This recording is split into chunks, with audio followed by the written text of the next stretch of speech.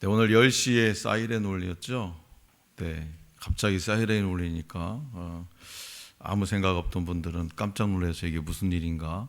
오늘 민방위 훈련 날인가? 뭐 이런 생각도 할 건데 오늘은 제66회 현충일입니다. 그러니까 현충일은 조국 광복과 국토 방위를 위해 싸우다 돌아가신 순국 선열과 전몰 장병들의 영령을 추모하기 위해서 정한 국가 기념일입니다. 한 국가가 존재하는 데에는요 상당한 전쟁과 난리가 있습니다. 모든 국가는요 그 전란에서 희생된 자를 추모하는 행사를 하고 있죠. 그래서 우리나라도 1948년 8월 정부 수립 후 2년도 채 못 되어서 한국 전쟁을 맞이하게 됩니다. 그러니까 이 전쟁으로 40만 명 이상의 국군이 사망했고요, 100만 명에 달하는 일반 시민이 사망했거나 피해가 있었습니다. 그래서 1953년 9월 29일 서울 동작구 동작동에는 6.25 전쟁 중에 순직한 국군 장병들을 안치하기 위한 그 국군 묘지의 설치가 이렇게 확정되었습니다. 그러니까 정부는 1955년 7월 15일 국군 묘지 관리소를 발족하고 이듬해 4월에는 국군 묘지 설치법을 제정해서 군 묘지의 운영과 관리를 제도화했고 관공서의 공휴일에 관한 규정을 개정해가지고 6월 6일을 현충 기념일을 공포하게 됩니다. 6월 6일 현충 기념일. 이날은요 통상적으로 현충 기념일로 이렇게 불렸다가 1975년 12월 관공서 공휴일에 관한 규정이 개정되어 가지고 공식적으로 오늘 우리가 부르는 것처럼 현충일로 이렇게 개칭되었고요. 1982년부터는 대통령령 공휴일로, 그러니까 82년부터 공휴일로 이렇게 정하게 되었습니다. 현충일 오전 10시 정각에 울리는 이 사이렌 소리와 함께 전 국민은 1분간 경건히 묵념하며 나라를 위해 싸우다 숨진 국군 장병과 순국 선열들을 추모하는 시간을 갖습니다. 그 시간에 흐느끼며 오열하는 소리가 있습니다. 아이고 영서가 원통에서 어쩐다냐. 다른 사람들은 충운탑에서 제사도 지낸대 주는데 아이고 내 아들아. 영석은 6.25 전쟁 당시 고등학교 2학년이었습니다. 갑작스럽게 일어난 전쟁으로 인해서 미처 피난을 가지 못했고요, 인민군에 의해서 강제로 의용군에 징집되었습니다. 인민군, 의용군. 그리고 얼마 지나지 않아서 인민군은 퇴각하게 되었고 영석은 인민군을 따라가기 싫어서 며칠을 숨어 지낸 뒤에 국군이 마을에 입성하는 것을 확인한 후에 집으로 돌아왔어요. 그런데 가족과 함께 지내고 싶던 19살 소년의 꿈은 빨갱이란 낙인에 의해서 산산이 부서지고 말았습니다. 인민군 의용군에 징집되었다는 이유로 19살 영석은 그의 고향 친구 몇 명과 함께 나무 기둥에 묶여서 총살을 당했습니다. 전쟁과 이데올로기의 광기에 영석의 어머니와 그의 노인은 영석의 시신을 사망 후 며칠이 지나서야 수습할 수 있었고 장례마저도 치르지 못하고 황급히 매장하고 말았습니다. 전쟁이 끝나고 반세기가 지났지만 눈에 넣어도 아프지 않을 위 외아들을 억울하게 잃은 어머니는요, 당신께서 세상을 떠나실 때까지 평생 동안 고춧가루가 든 음식을 드시면 모두 토해내셨다고 합니다. 아들을 잃은 한이 병이 되었던 거죠. 성도 여러분, 이 이야기는요 인터넷 블로그에 소개된 어느 가족의 슬픈 가족사입니다. 오늘 이 시간에도 이 가족처럼 사랑하는 아들을 그리워하며 남편을 그리워하며 부모 형제를 그리워하며 눈물 짓는 사람이 있습니다. 나라를 위해 온몸을 불사른 순국 소녀들과 억울하게 총살당한 19살 영석, 그리고 현충일마다 오열하며 사랑하는 아들을 가슴에 묻고 아파하는 어머니와 그의 가족들에게 다시는 이런 아픔이 이 땅에 없게 하겠노라고 다짐해 볼 수 있기를 원합니다. 이스라엘이 남과 북으로 분단된 것은 솔로몬 왕이 죽은 후였습니다. 하나님만을 섬겨야 하는 솔로몬 왕 때 이스라엘에 우상이 들어오면서 영적으로 극심한 혼란을 자초하다가 솔로몬 왕이 죽은 후에 북이스라엘과 또 남유다 왕국으로 나라가 둘로 쪼개지고 말았죠. 우상을 섬기던 북이스라엘은 주전 722년에 아수르 제국에 의해서 멸망했고요, 남유다 왕국도 주전 586년에 바벨론 제국에 의해서 멸망했습니다. 유다 백성들이 바벨론에서 노예 생활을 하고 있을 때 에스겔 선지자를 통하여 하나님께서 말씀하셨습니다. 자, 본문 말씀 16절과 17절을 우리 다 같이 받들었겠습니다. 16절 17절 시작. 인자야, 너는 막대기 하나를 가져다가 그 위에 유다와 그 짝 이스라엘 자손이라 쓰고 또 다른 막대기 하나를 가지고 그 위에 에브라임의 막대기 곧 요셉과 그 짝 이스라엘 온 족속이라 쓰고 그 막대기를 서로 합하여 하나가 되게 하라. 네 손에서 둘이 하나가 되리라. 아멘. 하나님께서 이스라엘을 다시 회복시키실 터인데 그때는 북이스라엘과 남유다가 어떻게 된다고요? 하나가 된다는 거예요. 통일이 된다는 거예요. 사실 바벨론에 의해서 멸망당한 이스라엘이 강대한 바벨론 제국을 대항하여 나라를 회복한다는 것은요, 꿈도 꿀 수 없는 전혀 불가능한 일이었습니다. 지금 바벨론에서 노예 생활하고 있는 그들이 어떻게 바벨론을 이길 수 있어요? 이스라엘이 바벨론 제국에 저항할 만한 어떤 군사력이나 조직력이 전혀 없는 상황이었습니다. 그러나 하나님께서 에스겔 선지자를 통해 말씀하신 대로 메대와 바사 제국이 등장해가지고 바벨론 제국을 멸망시켜버립니다. 천년 만년 갈 것 같은 그 바벨론 제국, 그 누구도 감당해낼 수 없을 것만 같았던 그 바벨론 제국이 하나님의 메대와 바사 제국으로 등장으로 인해서 그냥 멸망했다는 거죠. 바사 제국의 고레스 왕이 바벨론의 포로로 잡혀있던 유다 백성들에게 예루살렘으로 돌아가서, 다시 말해서 너희들의 고향 땅으로, 네 조국으로 돌아가서 성전을 제거하라는 명령을 내므로 주전 536년에 이스라엘 나라가 재건되었습니다. 하나님께서 이스라엘에 원하시는 것은 남과 북이 하나가 되는 것이었습니다. 하나로 회복해서 온 세상의 제사장 나라와 그 민족으로 사명을 감당하는 것이었습니다. 그렇다면 분열된 나라와 흩어진 백성이 하나가 되기 위해서는 어떻게 해야 될까? 먼저 하나님은 말씀 안에서 하나가 되어야 한다고 말씀하십니다. 본문 말씀 24절입니다. 자, 다 같이 받들겠습니다. 24절 시작.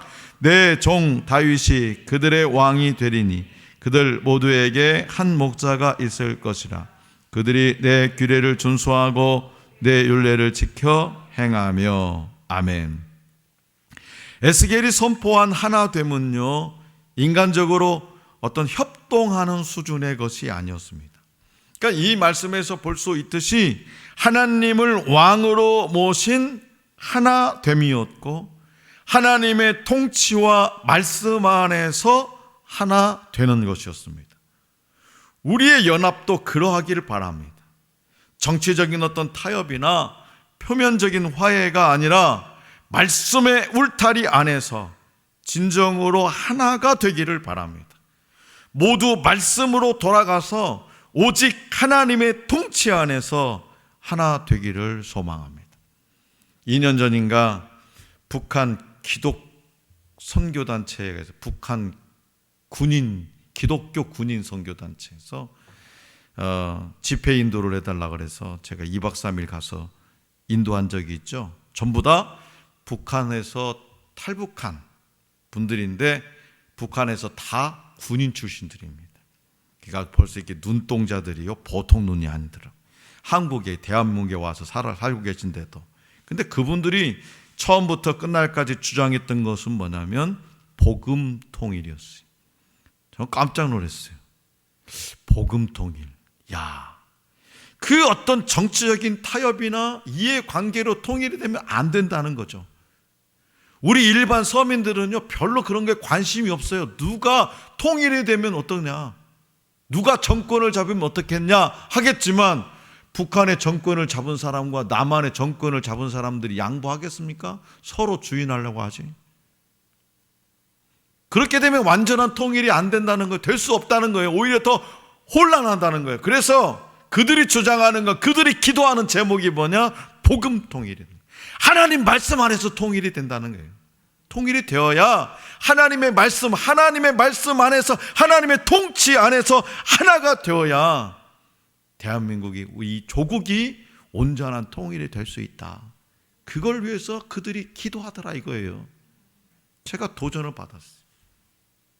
둘째로, 하나님은 참된 예배 안에서 하나가 되어야 한다고 말씀하십니다. 자, 본문 말씀 26절부터 28절입니다. 우리 다 같이 받들겠습니다. 내가 그들과 화평의 언약을 세워 영원한 언약이 되게 하고 또 그들을 견고하고 번영하게 하며 내 성소를 그 가운데에 세워서 영원히 이르게 하리니 내 처소가 그들 가운데에 있을 것이며 나는 그들의 하나님이 되고 그들은 내 백성이 되리라. 내 성소가 영원토록 그들 가운데에 있으리니 내가 이스라엘을 거룩하게 하는 여호와인 줄을 열국이 알리라 하셨다 하라. 아멘. 예배 안에서 하나가 된다는 것은요, 주의 임재 안에서 하나가 된다는 거예요. 이스라엘이 단지 남유다와 북이스라엘로 분열된 것만은 아니었습니다. 그냥 남쪽 북쪽 그것으로 분열된 것만이 아니었다는 거예요. 그들은 하나님과도 갈라져 있는 상태였어요. 남과 북이 하나가 되기 전에 그들은 하나님과 먼저 하나가 되어야 했습니다. 그래서 하나님은 그들과 화평의 언약을 세우시겠다고 선포하셨습니다. 하나님의 처소가 그들 가운데 영원히 있을 것이며 하나님은 그들의 하나님이 되고 그들은 하나님의 백성이 되리라고 언약을 세우셨습니다. 진정한 하나됨은요, 하나님과의 관계가 정상적으로 회복되었을 때만 가능하게 됩니다. 그렇기 때문에 하나님이 우리 가운데 임하셔서 우리가 참된 예배를 드리게 해달라고 간구해야 되는 거죠. 그 안에서 남과 북이 진정으로 하나님과 하나 되기를 기도해야 됩니다. 마지막으로 하나님은 하나 되기 위해서는 모든 일에 앞서서 기도해야 한다고 말씀하세요. 에스겔서 36장 37절 한번 우리 앞장으로 한번 가볼게요. 네, 에스겔서 36장 37절 네, 다 같이 받들겠습니다. 시작. 주 여호와께서 이같이 말씀하셨느니라. 그래도 이스라엘 족속이 이같이 자기들에게 이루어 주기를 내게 구하여야 할지니라. 아멘. 하나님은 이스라엘을 회복시켜 주겠다고 약속하셨습니다. 그러나 아무리 하나님께서 이스라엘의 회복을 계획하셨고 그 계획하신 일을 다 이루신다고 할지라도 이스라엘 백성들이 해야 할 일은 그렇게 이루어지기를 하나님께 기도해야 된다는 거예요. 우리가 통일되기를 원해요. 통일되기를 원하는데 그 통일되기를 원하는 것으로만 끝나는 것이 아니라 뭐요? 기도해야 된다는 거예요. 기도. 그런데 문제는요, 대한민국 국민들의 의식 속에 반드시 남북이 통일이 되어야 한다고 생각하는 사람들의 숫자가요, 갈수록 줄어들고 있다는 겁니다. 특히 나이가 젊은 사람들일수록 통일의 필요성에 대해서 부정적으로 생각하는 경향이 있습니다. 2017년 통일연구원이 실시한 설문조사에 따르면 통일의 필요성에 대한 질문에 20대는요 38.9%만 긍정적으로 답했대요. 참고로 50대는 65.3%가 통일이 되어야 된다 이렇게 답했고요. 그 다음에 60대 이상은 71%가 통일이 필요하다고 답했다는 거죠. 그런데 20대는 절반도 못 된다는 걸, 꼭 통일을 그렇게 해야 될 필요성을 못 느낀다는 거예요. 통일이 필요하다고 생각하는 이유에 대한 응답도 흥미롭습니다. 20대의 경우 남북한이 같은 민족이므로 통일이 되어야 한다고 응답한 비율은 20.5%에 불과했다는 거예요. 그러니까 20대가 북한 사람들은 우리하고 같은 민족이 아니라고 생각한 사람이 많다는 거예요. 우리하고 같은 민족이 아니라고. 50대는 36.2%, 60대 이상은 47.3%예요. 그래서요, 교회에서 통일 교육이 필요합니다. 교회에서. 특별히 청소년들에게 가르쳐야 되고 온몸으로 느끼게 해야 합니다. 통일의 필요성을 인지해야 성도들이 한 민족의 하나됨을 위하여 하나님께 기도하지 않겠습니까? 8.15 해방 전만 하더라도 한 민족은 하나였습니다. 언어도 하나요, 문화도 하나였고 나라도 하나였습니다. 그런데 한반도를 식민 통치하던 일본이 패망하면서 강대국들에 의해서 나라가 둘로 쪼개지고 말았습니다. 자본주의와 공산주의 이념으로 나라가 갈라지고 말았어요. 공산주의는요, 이미 인류 역사 속에서 실패한 이념으로 퇴물이 되고 말았습니다.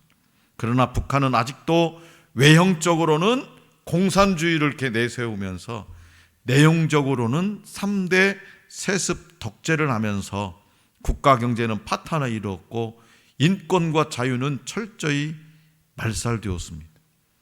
북한 주민들이 하나님의 형상을 따라 지음을 받은 자들로 마땅히 인권이 존중되며 자유를 누리면서 살아갈 수 있도록 오늘 저와 여러분들이 하나님께 기도해야 됩니다.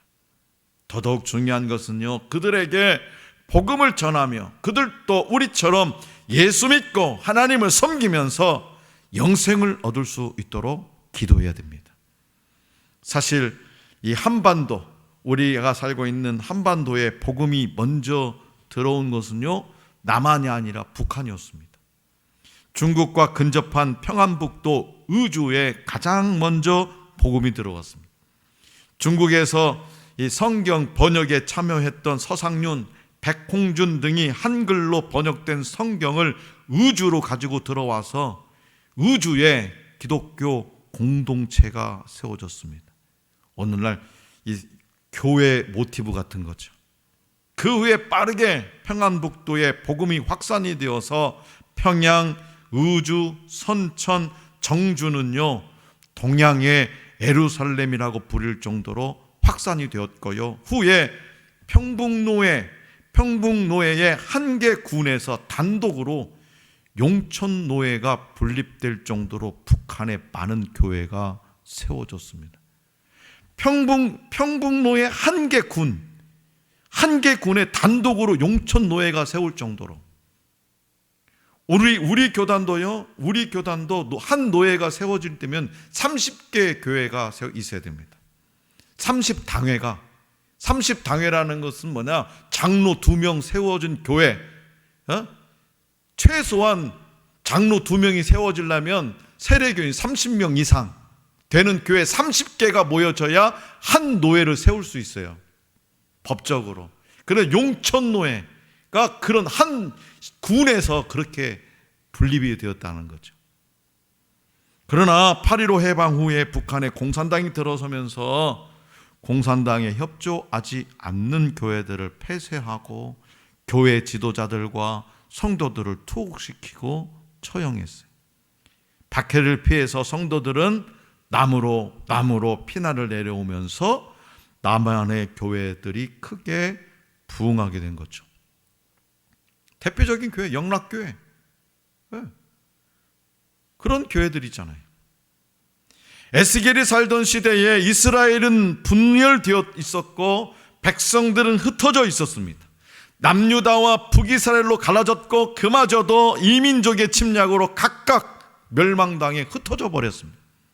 지구상의 유일한 분단 국가인 우리의 모습이 떠오르지요. 한 주님을 믿지만 몇몇 이 집단으로 또 개교의 주의로 갈라진 한국 교회의 모습을 보는 듯합니다.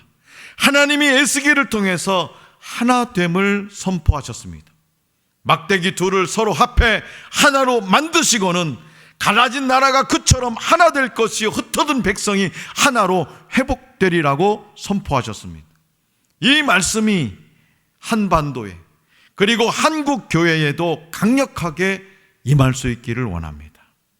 남북한이 하나 되어서 해야 할 일은 무너졌던 북한 교회들을 다시 재건하는 일입니다. 북한에 숨어 지내는 기독교 신앙의 그루터기를 찾아내고 교회들을 재건해서 북한 복음화의 꿈을 이루어야 됩니다. 그리고 남북한이 하나 되어서 반드시 해야 할 일은 세계 복음화입니다. 한국 예수전도단 창시자인 오대원 목사는 특수한 상황에서 살아가고 있는 북한 주민들이 장차 예수를 믿게 되면 세계 오지 어디에 가서도 생존하면서 그 어떤 극한 상황에서도 생존하면서 복음의 마지막 주자로서 역할을 하게 될 것이라고 주장하면서 북한 선교를 위해서 기도하며 준비하고 있다고 합니다. 1970년, 80년대 대한민국 국민에게는요, 공통된 마음의 소원이 있었습니다. 그것은 바로 통일이었습니다. 우리의 소원은 통일이라는 노래를 애국가처럼 불렀죠. 그런데 언제부터인가 이 노래가 들리지 않게 되었습니다. 1990년 10월 3일 독일 통일을 지켜본 뒤부터가 아닐까 싶습니다. 동독을 흡수 통일한 뒤 서독이 치른 대가는요, 참으로 엄청났습니다. 서독은 20여 년간 낙후된 동독 경제를 살리기 위해서 1조 4천억 유로, 한화로 약 1820조 원을 투입했습니다. 별로 가늠이 안 되죠. 1820조가 얼마만한 돈인지. 2021년 올해 대한민국 정부 예산이 얼마인 줄 아세요? 558조입니다. 대한민국 우리나라 국가 예산이 558조. 이것이 3배 이상 들었다는 거예요. 3배 이상. 서독 국민들에게 세금 부담과 또 실업, 동독 사람들이 넘어와서 내 일자리를 또 차지하니까 실업, 지역 갈등 문제가 발생했습니다. 사랑하는 성도 여러분, 서독의 이런 모습을 지켜본 대한민국은 우리의 소원이 큰 부담으로 다가왔던 거죠. 우리의 소원이 큰 부담으로 다가왔어요. 탈북민이 3만 명입니다. 한 명씩 탈북한 그 주민들이 지금 현재 대한민국에 정착해서 살고 있는 인구가 3만 명이에요. 근데 그 3만 명 중에요, 요즘 제가 유튜브도 많이 보는데요, 유튜브 방송을 얼마나 많이 하는지 몰라요. 그리고요, 돈도 잘 버는 사람들은 잘 벌어요. 더 넘어와 보세요. 오늘 저와 여러분도 서독 국민들과 같은 마음이 안 생길 거라고 장담할 수 없습니다. 그래서 우리의 소원이 너무나 부담스러운 거예요, 이제는. 그럼에도 불구하고 우리의 소원은, 통일은 다시 울려 퍼져야 됩니다. 그 길이 멀고 험할지라도 기도하며 하나님의 소원을 담아서 통일을 노려야 됩니다. 분단 상황이 해결되지 않는 한 이 땅의 진정한 평화가 이루어질 수 없다는 것을 기억해야 됩니다. 또한 전 세계에서 유일한 분단 국가인 한반도가 하나 되는 것은 우리의 소망일 뿐이 아니라 하나님께서 원하시는 줄로 믿습니다. 십자가를 앞둔 예수님의 마지막 간절한 소망도 뭐냐? 제자들이 하나 되는 거였어요. 그러므로 하나님께서 북이스라엘과 남유다가 하나 되기를 원하셨고 또 하나 되게 하신 것처럼 하나님께서는 한반도의 남과 북이 하나 되기를 원하시고 또 하나 되게 하실 줄로 믿으시기 바랍니다. 하나님의 말씀 안에서 참된 예배 안에서 무엇보다도 간절히 기도함으로 남과 북이, 북과 남이 하나가 되어서 1907년 평양 대붕해를 뛰어넘는 영적 각성으로 땅끝까지 이뤄서 하나님의 소원을 풀어드리는 저와 여러분 그리고 대한민국이 될 수 있기를 간절히 기원합니다.